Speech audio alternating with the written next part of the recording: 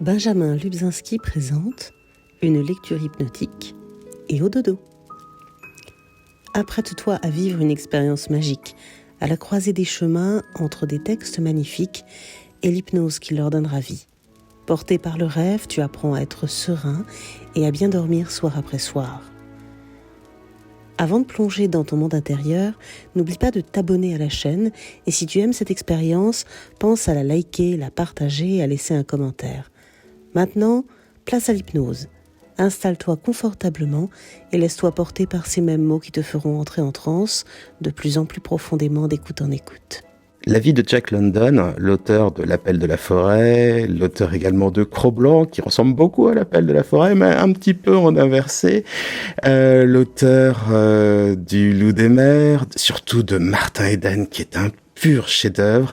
La vie de Jack London est très courte. 40 années intenses, de 1876 à 1916.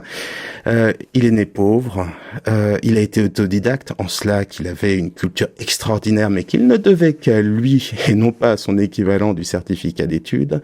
Ça a été un pilleur d'huîtres, et oui, ça a été un délinquant. Ça a été un marin, un chercheur d'or et un militant socialiste. Ça va peut-être être biffé de sa fiche Wikipédia avec l'élection de Trump, allez savoir. Et Jack London, c'est l'auteur du vrai. C'est-à-dire que quand vous lisez le livre À l'Ouest, rien de nouveau, vous pouvez pas dire que vous avez fait la guerre, mais vous savez ce qu'est la guerre. Et quand vous lisez Jack London, eh bien vous savez ce que c'est que le Grand Nord canadien. Vous savez ce que c'est que d'être un marin. Il y a la vérité de la réalité dans ces livres. Et vous allez la retrouver dans le texte que je vais vous lire pour faire une histoire hypnotique. Et vous allez pouvoir voyager vers le Grand Nord canadien. Et vous aussi répondre à l'appel de la forêt. C'est vraiment une expérience extraordinaire que vous allez vivre. Vous choisirez soit d'être un homme, soit d'être un chien retourné à l'état sauvage. Vous serez libre. En tout cas, vous allez vivre une expérience hypnotique absolument merveilleuse.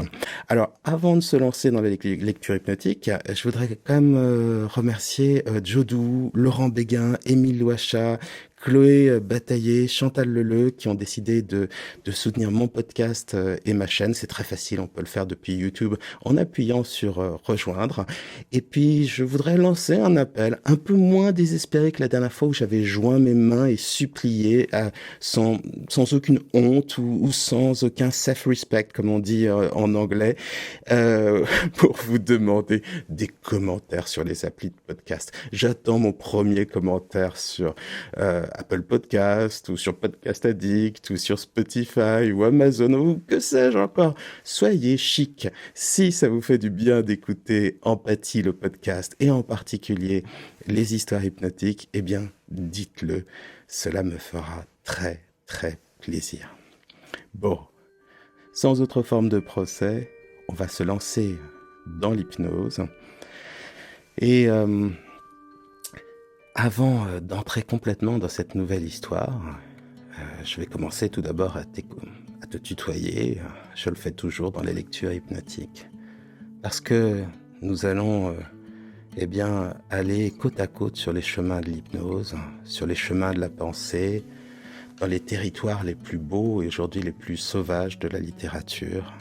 Alors j'ai envie de te dire, écoute ces mots qui vont te guider vers l'hypnose, là où se trouve le pays de l'imaginaire. Pour commencer le voyage, sache qu'il est urgent de ne plus rien faire. Assieds-toi, allonge-toi, sois confortable et reste immobile. Dérobe ce temps précieux au temps pressé et ferme les yeux à moitié comme moi je le fais maintenant. Des aveugles, on raconte que la lumière qui se dérobe à leur regard développe leurs autres sens, l'ouïe mais aussi le toucher.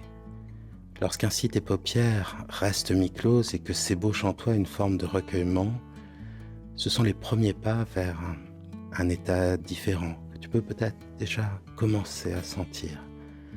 Un état différent où l'imaginaire est roi, et le conscient, les pensées conscientes, de plus en plus discrets. Je pourrais bien sûr guider ton attention sur ta respiration, déjà plus lente, t'inviter à l'écouter, à te laisser bercer par elle, jusqu'à ce qu'une partie de toi s'assoupisse.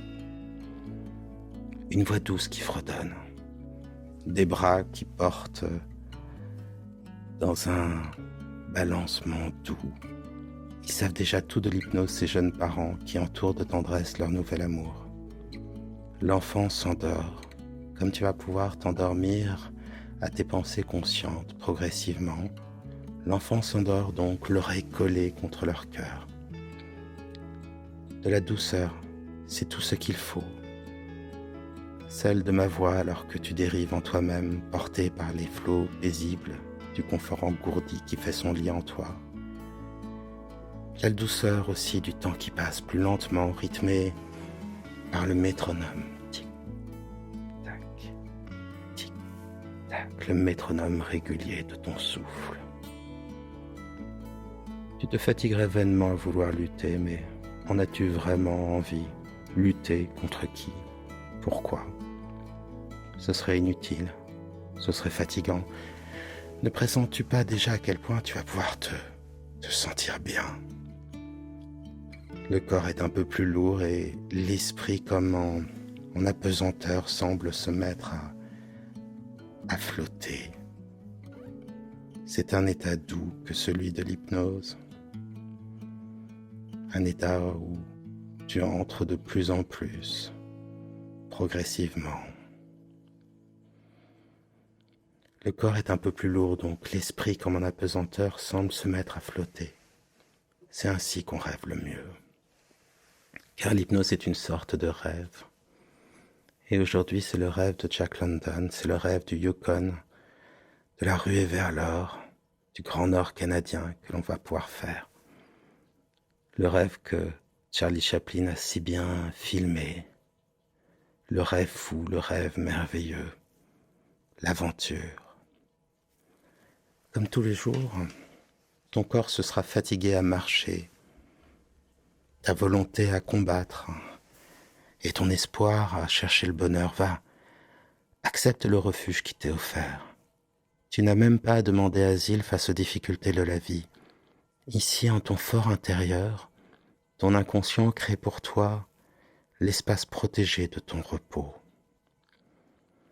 Laisse à ce corps un droit à la paresse. Cet esprit parfois inquiet qu'il se délasse, somnole s'il le veut et dorme s'il le faut. Rien qu'une évocation, une atmosphère cosy, quelque chose de douillet au confort agréablement contagieux qui infuse en toi, te transportant sur les ailes d'une songerie au-delà de l'horizon des lourdes pensées, là où tous les mots et tous les rêves deviennent réalité et nourrissent dans le terreau profond de notre âme les graines du changement. Une évocation donc. Et pourquoi pas celle-ci? Oui, pourquoi pas celle-ci? Un feu ronflant dans l'âtre, dont la chaleur se répand en toi comme une merveilleuse présence. Un fauteuil en cuir, rendu confortable et accueillant par la seule grâce des années et de ceux qui avant s'y sont abandonnés à la recherche d'un simple moment de calme, de paix, comme ce calme, cette paix qui s'installe en toi à mesure que tu entres en transe. Tout autour des livres, pas des ouvrages intimidants, car si on nous a souvent forcés à lire L'appel de la forêt, ou Cro-Blanc lors des études, au collège, au lycée peut-être. Ensuite, ce n'a jamais été avec regret que l'on y pense. C'est l'une des plus belles lectures obligatoires qui soit. Alors, tout autour de toi, des livres, pas des ouvrages intimidants, je disais. Des belles histoires, des contes merveilleux, des poèmes pleins de vie et de beauté. Un peu de sagesse, ça et là bien sûr, mais juste ce qu'il faut. Elle doit se cacher pour se révéler, la sagesse. De la même manière que ton conscient doit parfois réfléchir à nouveau pour mieux retrouver ensuite l'accueil moelleux et méditatif de la transe.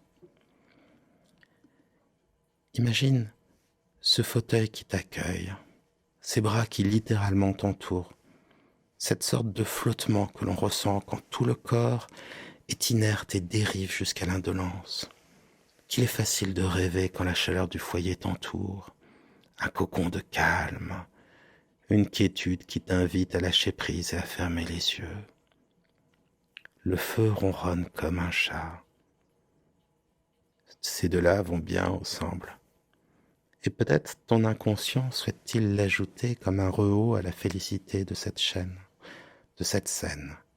Heureux lapsus. Son poil luisant dans le reflet des flammes. Sa respiration lente semble irradier un sentiment souverain de contentement.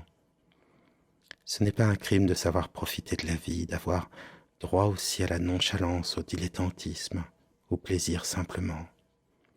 Savoir poser comme maintenant les armes et goûter un moment aux joies évidentes de l'existence. S'autoriser le ventre plein, le corps au chaud et l'âme satisfaite par la lecture d'un livre. S'autoriser à être un animal heureux. Rien que ça, pas plus que ça. Alors laisse la transe de ces mots continuer à s'installer en toi. Tu trouveras bien une place à davantage de paix, n'est-ce pas? Un fauteuil, une cheminée, un chat, quel apaisement procure une simple atmosphère. Un fauteuil, une cheminée, un chat et un livre. Pour que l'esprit délivré du fardeau du corps puisse partir à l'aventure de ses rêves. Un auteur américain a dit ces mots tous vrais. Un lecteur a 1000 vies avant de mourir. Ici, à l'abri de ton âme, ta vie peut vraiment durer l'éternité un jour. Quand les plus belles phrases, les plus beaux jours fleurissent au contact de ton imagination, tu cueilles un jour sans crépuscule. Tout comme l'hypnose distend pour toi le temps et le peuple de toute ta fantaisie. Lire un livre ou se le faire lire comme aujourd'hui, peu importe. La magie est la même alors que tu entres de plus en plus en transe, calme et douce. Le sais-tu maintenant que tu es en transe? Tu te surprendras à oublier de penser, auras-tu dormi? Oui, certainement, du sommeil de l'hypnose. Tu connais le titre du livre que je vais te lire, L'appel de la forêt. Et déjà ton cœur s'y est préparé comme à la rencontre d'un ami. Ton imagination s'en est emparée à l'avance, ébauchant des formes comme un premier dessin au crayon sur la toile. Une atmosphère avant l'expérience. À ton rythme, laisse ton inconscient te faire imaginer un voyage hors de ce corps assoupi. De la lumière ancienne de la pensée d'un autre, des pages mêmes de ce livre se crée pour toi une porte vers l'autre côté. Là se trouve le pays des histoires, un lieu où chaque mot devient une réalité. Là-bas, un château n'est pas que 7 lettres, mais une évidence de tours, de pierres et de moulures. Là-bas, les forêts peuvent encore être enchantées. Là-bas, ton imagination est au pouvoir.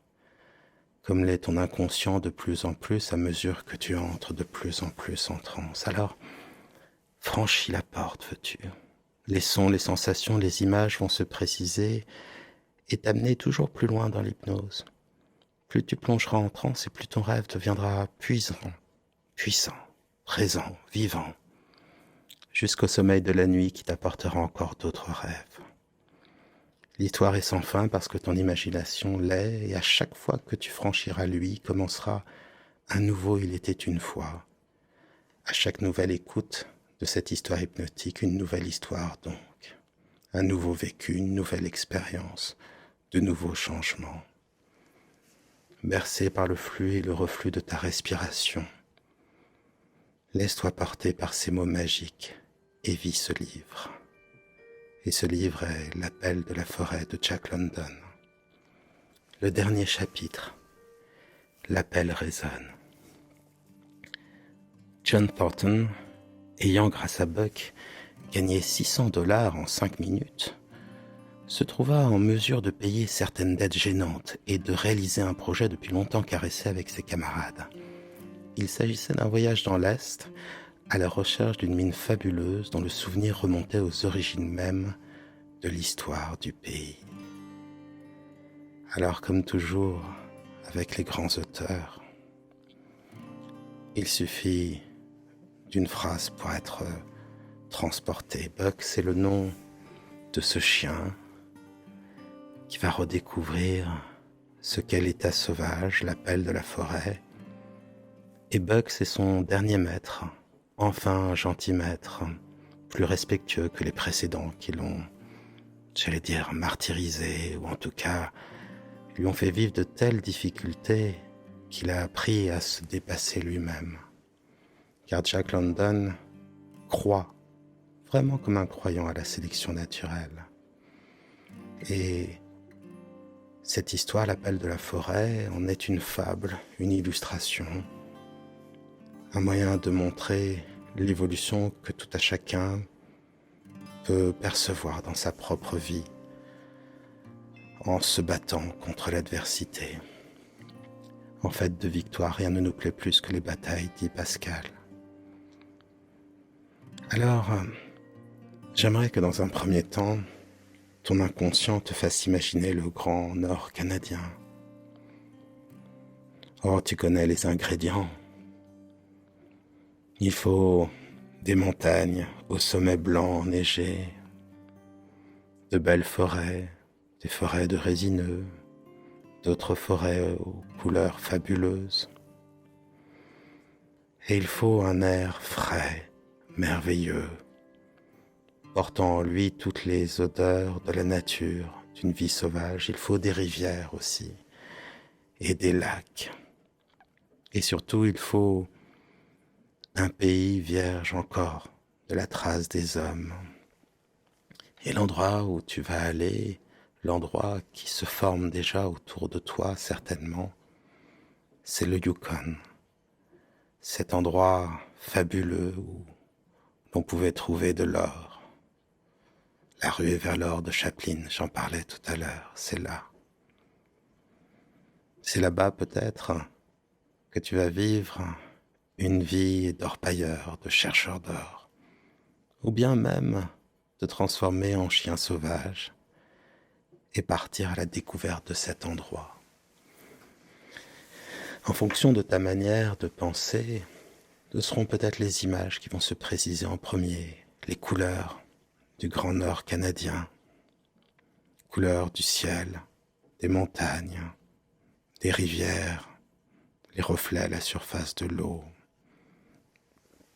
Et peut-être, ce sera d'autres sensations, plus des sons qui se préciseront d'abord, comme le bruit de l'eau, d'une rivière, d'un torrent, peut-être le bruit des oiseaux, le bruit des pas d'un animal, quelque part, le bruit du vent dans les arbres, le bruit de la nature tout simplement. Et si ce sont les sensations qui pour toi créent d'abord le tissu de tes pensées, alors tu vas pouvoir certainement ressentir le contact du vent, de la fraîcheur vive quel que soit le moment, sauf en plein été. Tu vas pouvoir respirer à plein poumon le calme, la beauté, la magnificence de ces paysages. Et au fur et à mesure, les autres sensations vont se développer en toi. L'expérience va se préciser, et plus l'expérience se précise, et plus tu entres dans une expérience hypnotique profonde, douce, agréable. Calmement, tranquillement, l'histoire peut continuer. Bien des aventuriers étaient partis à sa recherche, la recherche de cette mine d'or. Peu étaient revenus. Des milliers avaient disparu sans laisser de traces. L'histoire de cette mine eût été féconde en tragédies mystérieuses. On ignorait le nom du premier qui l'avait découverte. Rien de précis ne se racontait à vrai dire, mais on prétendait que l'emplacement en était marqué par une cabane en ruine. Ceux qui revenaient, épuisés et mourants, l'avaient décrite, montrant à l'appui de leur dire des pépites d'or d'une grosseur surprenante, telles que les autres n'en avaient jamais vues. Personne ne s'attribuant la possession de ces trésors que les morts ne réclameraient plus, John Thornton, Hans et Peter, accompagnés de Buck et d'une demi-douzaine d'autres chiens, se dirigèrent vers l'est, cherchant sur une piste inconnue des richesses peut-être chimériques. Ah, cette émotion, à aller chercher presque l'Eldorado, la cité d'or, une richesse lointaine, tout risquer, abandonner le confort des villes pour affronter la nature, et déjà emporter avec soi 6 chiens, compagnons de route qui, eux, déjà sont davantage en contact avec la nature et sont en quelque sorte des éclaireurs pour nos sens, des êtres qui comprennent davantage cet endroit merveilleux qui est autour de toi. La nature, oui, mais la nature sauvage, intacte, vierge de la trace et de la marque de l'homme. Alors, dans un premier temps, imagine cette fabuleuse épopée, avancée en traîneau, avec une demi-douzaine de chiens, Buck en avant, dirigeant les autres chiens. Et qui as-tu envie d'être? As-tu envie d'être un de ces chercheurs d'or? Peut-être John, peut-être Hans, peut-être Peter plutôt. Ou bien souhaites-tu être Buck, un chien solide, musclé, intelligent, doué d'émotions comme un homme, mais plus fort, qui ressent par tous ses sens davantage le lieu qu'il conquiert, la joie de courir, la joie de faire un avec la nature. Laisse ton inconscient choisir ce dont tu as besoin. La retenue d'un homme ou la sauvagerie joyeuse d'un chien, déjà presque un loup. Et laisse cela te transformer. Si tu es un chien sauvage, ressens les odeurs de ces lieux. Conquiert, force, vole, presse, court, à perdre haleine. Sois une joie qui avance. Et si tu es un homme, espère la richesse et contemple la beauté. Chacun sa place, chacun son expérience. Mais partagez par la grâce de ce lien merveilleux qui existe depuis des milliers d'années entre les hommes et leurs chiens.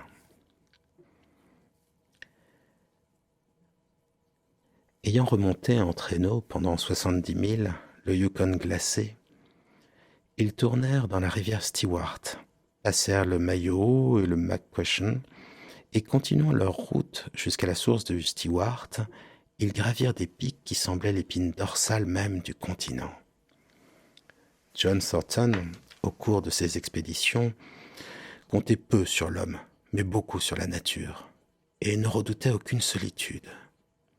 Avec une poignée de sel et un rifle, il pouvait s'enfoncer dans les pays les plus sauvages et se tirer d'affaire aussi facilement qu'il lui plaisait.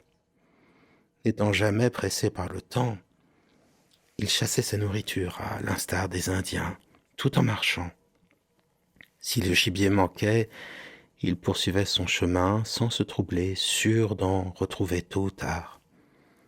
L'ordinaire, pendant ces longs voyages, devant être la viande fraîche, les munitions et les outils constituaient la principale charge du traîneau. Car oui, Jack London a vécu cette aventure de la ruée vers l'or, écourté par une maladie qui l'a forcé à retourner au pays, à San Francisco, Et il l'a vécu. Et tu le sens par ces mots qui se marquent en toi. C'est la réalité qu'il décrit. C'est la réalité du monde, de la nature, de ces endroits merveilleux qui s'installent en toi de plus en plus à mesure que tu entres de plus en plus en transe et que le calme de cette solitude douce dans cette nature plus grande que l'homme, à la démesure de l'homme, crée une paix, une ataraxie, comme le disaient les anciens, c'est-à-dire l'absence de trouble.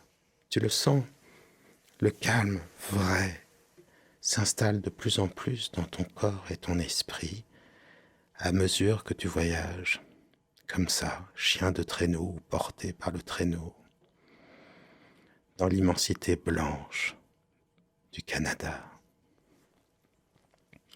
Ce fut pour Buck un temps de liesse et de joie perpétuelle que cette vie de chasse, de pêche, de vagabondage infini dans des pays inconnus. Pendant des semaines entières, on marchait du matin au soir. Pendant d'autres, au contraire, on semblait vouloir prendre racine en quelques lieux solitaires. On dressait le camp. Les chiens flânaient et les hommes, pratiquant des trous dans la terre où le gravier gelé, lavaient près du feu de grandes écuelles de boue dorée.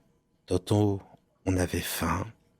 Tantôt, on faisait bonne chère, suivant les hasards de la chasse et les caprices du gibier.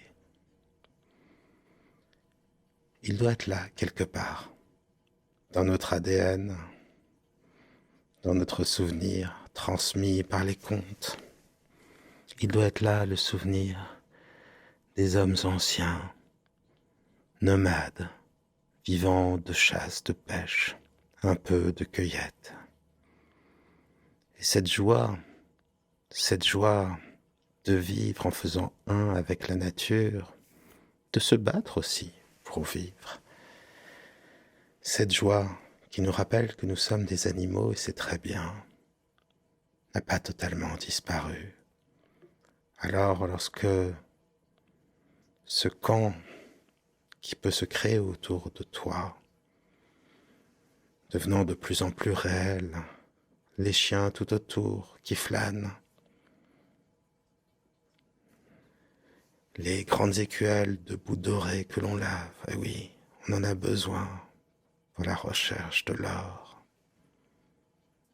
Et puis ces moments fabuleux, lorsque sur un grand feu de bois on fait griller la chair, la viande, du gibier, et où les mains se réchauffent, le cœur se réchauffe, le corps se réchauffe et même l'estomac se réchauffe, heureux et plein.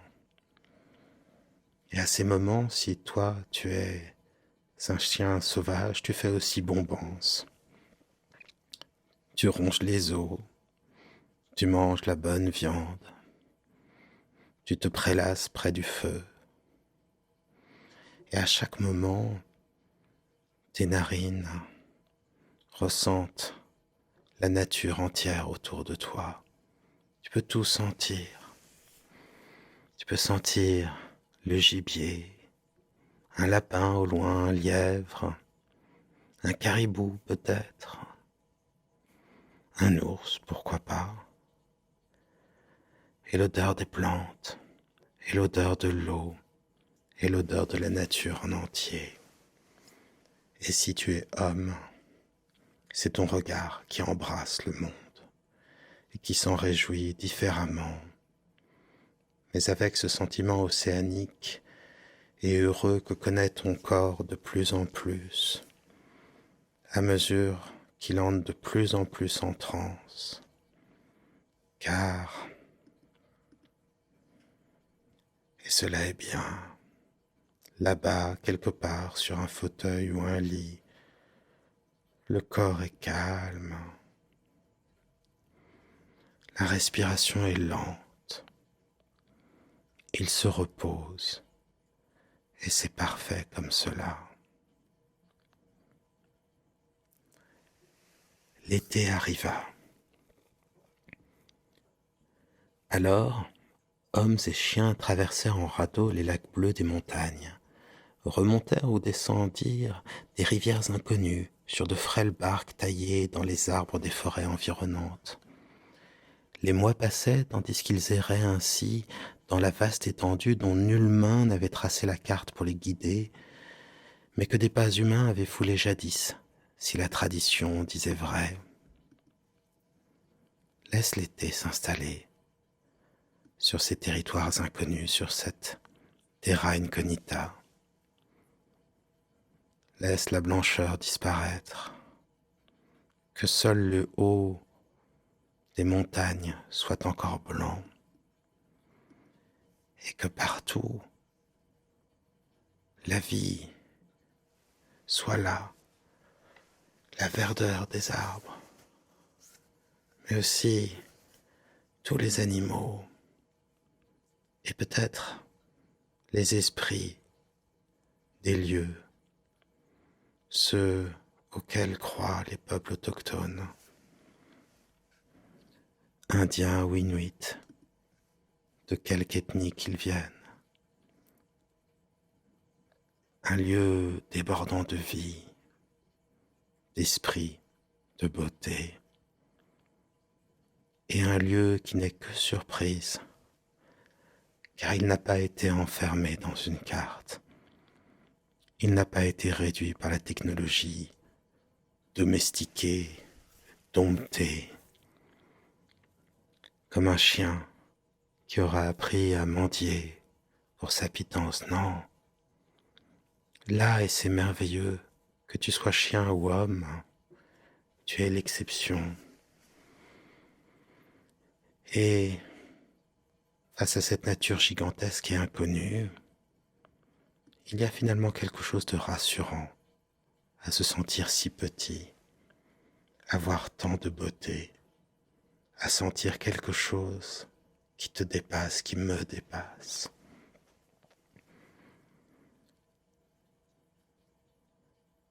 Les lacs bleus des montagnes, car l'eau est bleue, l'eau froide, l'eau qui vient des glaciers, de la neige fondue, les rivières inconnues, des barques taillées dans des arbres, et un territoire plus grand que les plus grands pays d'Europe, infini presque pour celui qui le découvre en marchant, ou même sur une barque flottant sur une rivière inconnue, à laquelle personne n'a encore donné de nom, si ce n'est peut-être les autochtones, mais tu l'ignores, et c'est très bien comme ça. Sentir la puissance aussi de la nature, oui, la vraie puissance. Ils subirent de violents orages, tourmentes de neige en plein été, vents cinglants, éclairs aveuglants. Souvent ils virent tomber la foudre à leur côté. Ils frissonnèrent au soleil de minuit sur les hautes cimes à la limite des neiges éternelles, redescendirent dans les chaudes vallées infestées de moustiques, cueillirent à l'ombre des glaciers des fruits comparables aux plus beaux de ceux qu'on goûte dans le sud. Ah, tout y est. La chaleur, forte, si forte, presque aussi forte que l'hiver a été froid. Les moustiques aussi, mais ceux-là on les laissera passer sans s'y attacher. Et puis, ces baies merveilleuses qu'on peut trouver là-bas, ces fruits. Oui, sentir à quel point la nature est riche, à quel point elle ne peut être réduite, comme le sont les villes. Un trottoir, deux trottoirs, une rue, des magasins, des immeubles, des maisons, quelques arbres, un parc pour faire illusion. Et c'est tout. Et des gens pour les peupler, là, et tu le sens bien, dans cette histoire hypnotique, dans cette expérience de l'appel de la forêt, tu es libre, et cela est merveilleux. Libre d'aller où bon te semble, libre d'être ce que tu veux, libéré des villes de l'humanité, libre d'être en contact avec quelque chose qui n'a pas été dénaturé. Oui, libre de te créer presque un Dieu en la nature. Vers la fin de l'année, les voyageurs pénétrèrent dans une région triste et fantastique, coupée de lacs où le gibier d'eau avait vécu, mais dont le silence n'était plus troublé que par le souffle glacé du vent et le brisement mélancolique des vagues sur des grèves solitaires. Pendant tout un hiver encore, les explorateurs, car oui, ce sont des explorateurs, et tu es aussi l'explorateur de ta propre psyché, observe comme ton inconscient veut créer de vraies beautés. Il y a un écrivain en ton inconscient, il y a un artiste, un peintre, un musicien. Et c'est bon de se rappeler qu'en nous existent de telles richesses. Quelles sont nous, mais qu'il faut leur faire confiance pour qu'elles affleurent jusqu'au conscient. J'allais dire jusqu'au confiant, car c'est la confiance qui permet cela. Et l'hypnose permet, de puiser directement dans ses ressources intérieures, dans cette créativité, dans cette imagination magique et merveilleuse. Pendant tout un hiver encore, les explorateurs suivirent les traces à demi effacées de ceux qui les avaient précédés. Ce fut d'abord une voie pratiquée dans la forêt et qui semblait devoir aboutir à la cabane perdue. Mais cette route sans commencement et sans but demeura mystérieuse comme la destinée et la pensée de celui qui l'avait tracée. Une autre fois, ils découvrirent une hutte de chasseurs et, parmi des lambeaux de couverture pourrie, Thornton dénicha un fusil à pierre datant des premières années de la compagnie de la baie d'Hudson. Ah, quelques traces de l'homme donc. Et plus que cela, un voyage dans le passé. De la même manière que ce temps où on pouvait échapper aux satellites, au GPS, aux villes, aux routes, au téléphone, est un voyage dans le temps pour toi. Là, on va encore plus loin, vers un temps des premiers découvreurs de ces terres magnifiques, vers un temps où on utilisait encore des fusils à pierre. Mais tout s'efface avec le temps qui passe, et la nature reprend ses droits. Et comme l'eau des torrents, rien ne l'arrête. Aucune autre trace de l'homme inconnu qui avait bâti cet abri et respiré en ce lieu à cette époque lointaine. Le retour du printemps, encore une nouvelle saison pour ton esprit inconscient, comme une nouvelle naissance, une nature en apparence plus tendre, une résurrection annuelle. Le retour du printemps mit un terme à ces vagabondages, car les aventuriers découvrirent non point, il est vrai, la cabane perdue, mais dans le creux d'une large vallée, un placé profond dont l'or reluisait comme du beurre jaune au fond des tamis à laver. Il faut croire que pour découvrir quelque chose, il fallait chercher autre chose et qu'il faut se perdre pour vraiment se retrouver. Chercher un trésor imaginaire et en découvrir un vrai.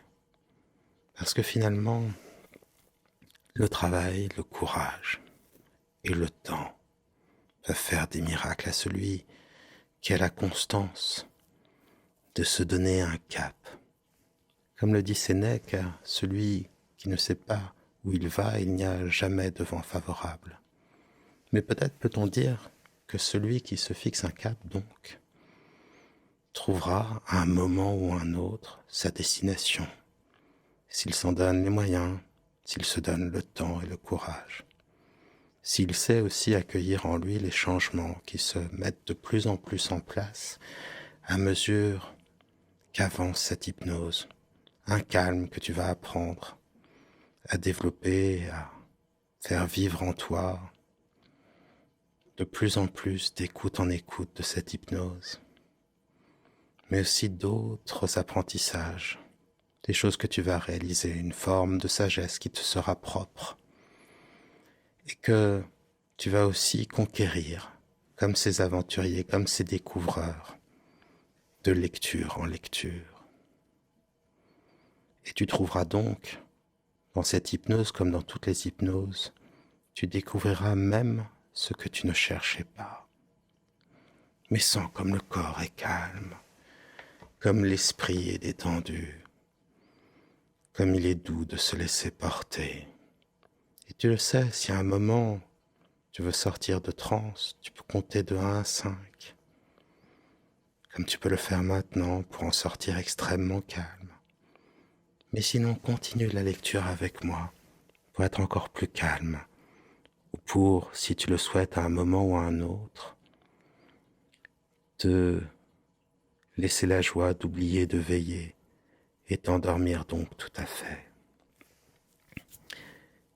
Ils ne cherchèrent pas plus loin, car chaque jour de travail leur rapportait des milliers de dollars en poudre ou en pépites. On fabriqua des sacs en peau d'élan, dans lesquels cet or fut renfermé par tas de 50 livres. Imaginez-vous une telle richesse. Ah, il y a de quoi rendre fou que tout cet or. Mais il y a aussi une douce folie dans cet or. Il y a un rêve. Il y a des histoires. Il y a des histoires qui, ne disparaîtront jamais et nous touchent encore aujourd'hui. L'histoire comme ça de ces découvreurs d'or, des cow-boys, l'histoire d'un temps où il y avait davantage de risques mais davantage d'aventures et de découvertes. Et cela ne vieillira pas, et cela vit en nous, un peu comme le dit le dicton, nous sommes des nains sur les épaules de géants. Eh bien, en nous, ces géants, ce sont ceux qui nous ont précédés, ceux dont l'audace était plus grande que nous, et qui ont tout risqué pour, réaliser leurs rêves. Et si tu t'en donnes la possibilité, peut-être simplement 5% de cette audace, imagine tout ce que tu pourras faire, devenir, comprendre, réaliser. Les jours passaient rapidement à ce travail formidable. Les chiens n'avaient rien à faire que de rapporter au camp de temps à autre le gibier tué par Tanton, et en cette période Buck passa de longues heures à rêver au coin du feu à ces choses primitives dont il avait la confuse nostalgie. Alors, aux visions troubles des époques lointaines, venait se joindre l'appel qui résonnait au fond de la forêt, éveillant en lui une foule de désirs indéfinissables et d'étranges sensations. Mu par un pouvoir plus fort que sa volonté, il partait en quête cherchant obscurément à découvrir l'origine de l'écho qui résonnait en lui. Errant dans la forêt, il humait avec ivresse la senteur de la mousse fraîche et des herbes longues couvrant le sol noir parmi l'humus séculaire. Et ces odeurs salubres le remplissaient d'une joie mystérieuse déjà ressentie, lui semblait-il. Et si il y a plus de distance entre nous et la nature qu'entre Buck et la nature, donc, tu peux la ressentir aussi, cette joie. Elle n'a jamais disparu. Et de la même manière que lorsque nous commençons notre vie au tout début, dans le ventre de notre mère, nous sommes une petite chose qui ressemble à un poisson qui a des branchies. Eh bien, la nostalgie de la nature, la nostalgie du jardin dans le livre, la nostalgie de quelque chose d'autre nous habite. Et donc finalement, lorsque nous communions avec cette nature, peut-être redécouvrons-nous ce qui est déjà profondément inscrit dans nos gènes, dans notre histoire, dans notre passé, dans nos aspirations.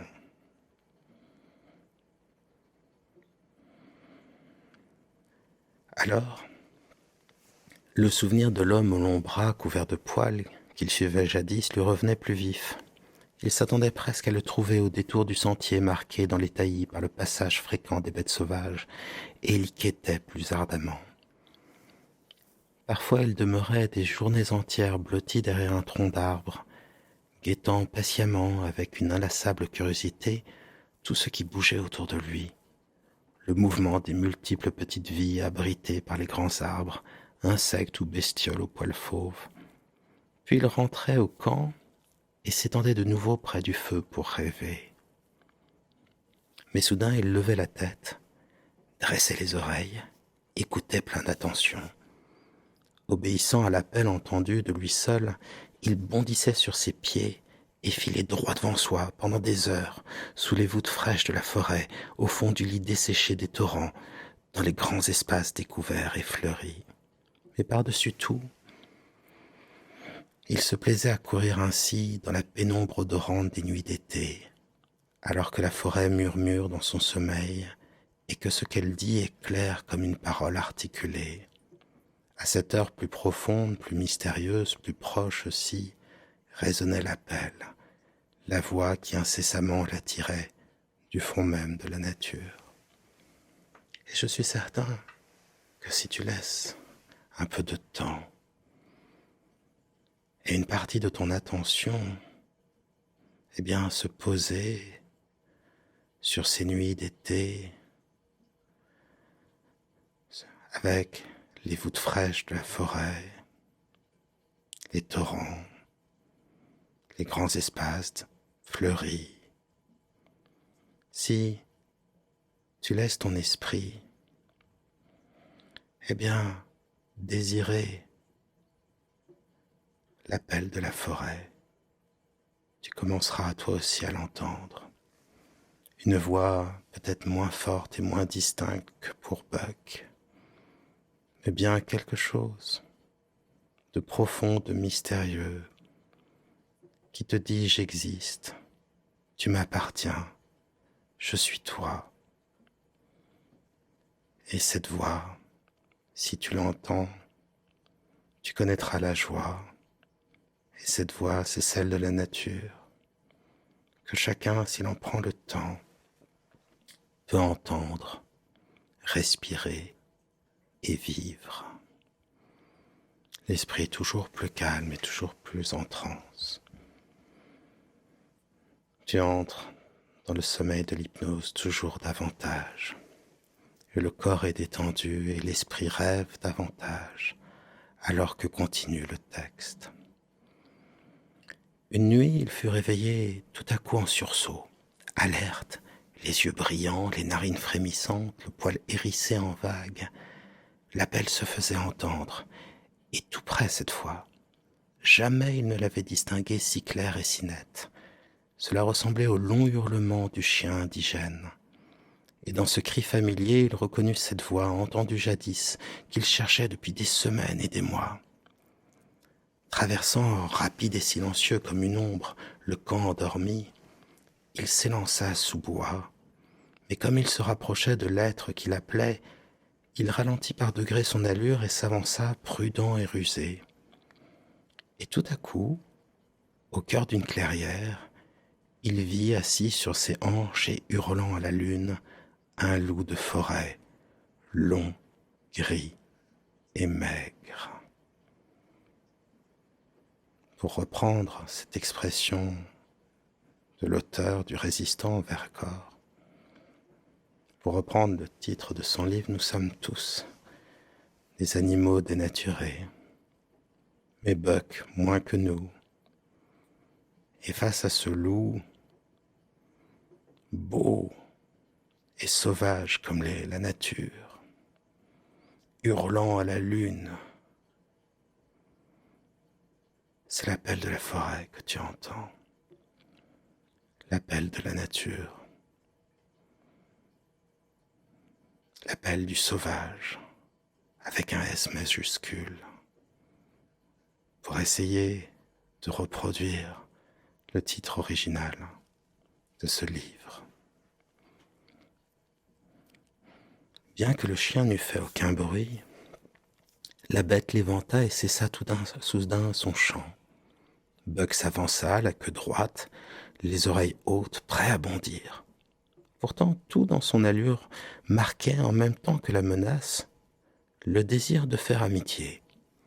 Mais le fauve, sourd à ses avances, prit soudain la fuite.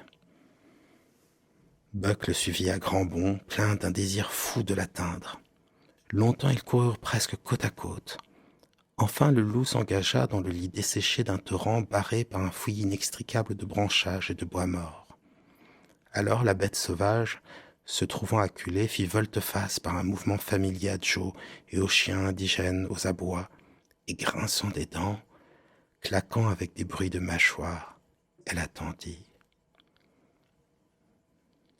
C'est formidable lorsque l'on aime la nature, lorsqu'on la vit comme tu es en train de la vivre.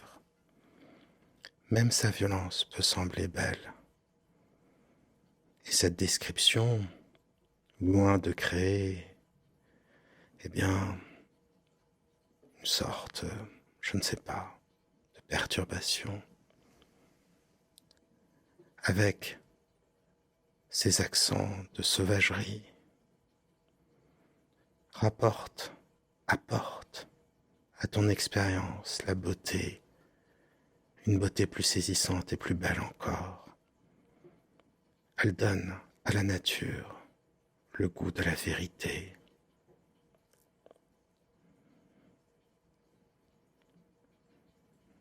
Buck, au lieu de l'attaquer, tournait autour du loup avec un petit murmure amical, remuant la queue et riant à belles dents.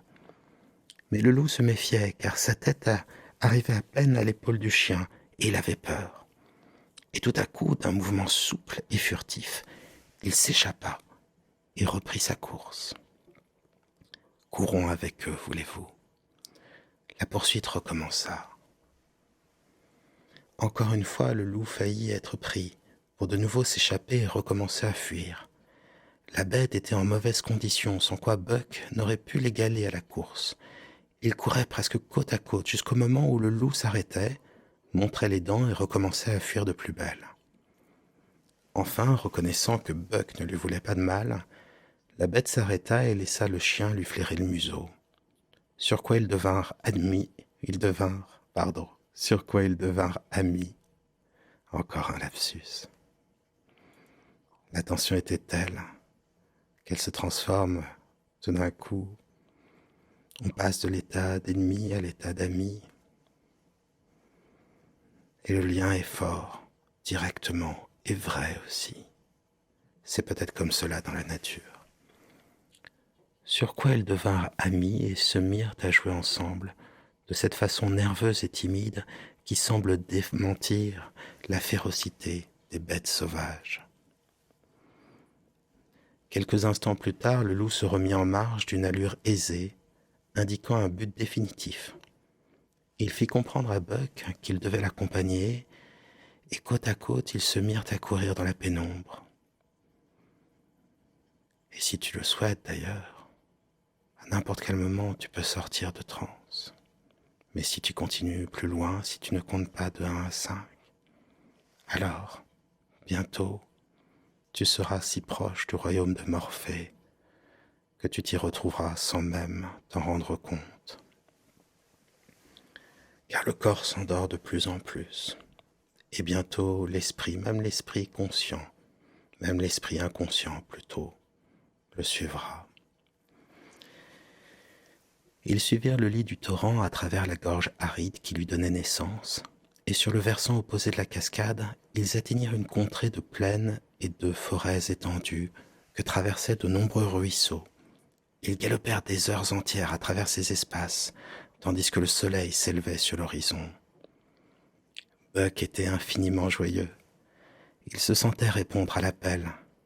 Les souvenirs anciens lui revenaient en foule sur cette terre vierge et sous ces deux immenses, tandis qu'il courait aux côtés de son frère le fauve. Mais les deux coureurs, s'étant arrêtés pour boire à un clair ruisseau, l'onde froide dissipa cette ivresse. Le souvenir de John Thornton l'étreignit soudain. Il s'assit brusquement. Le loup continua sa route, puis revint à lui, le poussant avec son nez, l'encourageant à le suivre. Mais Buck retournait lentement sur ses pas. Et pendant 1 heure, son frère sauvage l'accompagna, gémissant doucement. Il s'assit à son tour et, pointant le museau en l'air, poussa un long hurlement. Tandis que le chien poursuivait sa route, cette plainte lugubre continua de déchirer l'air, résonnant longtemps encore dans le lointain. Elle s'éteignit enfin. Thornton achevait de dîner lorsque Buck tomba dans le camp comme une bombe, sautant sur son maître, lui léchant la figure et les mains, criant de joie, renversant tout sur son passage dans sa folle expansion de tendresse. Jamais Thornton ne l'avait vu si exubérant. Pendant 2 jours et 2 nuits, Buck resta au camp, semblant garder son maître à vue, puis l'inquiétude le reprit. De nouveau, il fut hanté par le souvenir de cette course à 2 à travers un pays souriant et sauvage. Il se remit à courir les bois, mais sans pouvoir retrouver son farouche compagnon. La plainte lugubre ne se faisait plus entendre. Son orgueilleuse confiance en soi éclatait dans tous les mouvements du chien et communiquait à son être physique une sorte de plénitude gracieuse et terrible. Et cela aussi, tu le ressens. Cette connexion à quelque chose de profond et doux, la nature ou peut-être la réalité de ce que tu es, ton inconscient. Et plus tu es connecté, et plus les gestes seront vrais, forts, faciles. Plus ils auront cette plénitude gracieuse. Alors le corps se détend toujours davantage et l'esprit aussi. Il lui semblait un loup gigantesque, sans les taches fauves de son museau et de ses yeux, et l'étoile blanche qui marquait son front et sa large poitrine.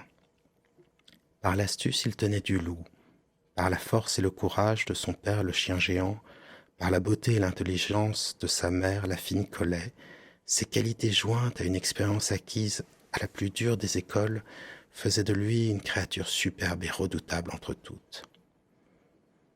Jamais on ne vit un chien pareil, répétait Thornton avec une juste fierté en le regardant marcher dans le camp, orgueilleux et fort, roi de tout ce qui l'entourait. Ah, l'heureuse liberté que tu sens aux confins de l'hypnose, aux confins du Canada, dans le Yukon, en plein milieu de la nature, respirant librement, sentant en toi l'animal heureux frémir, vivre, s'étendre.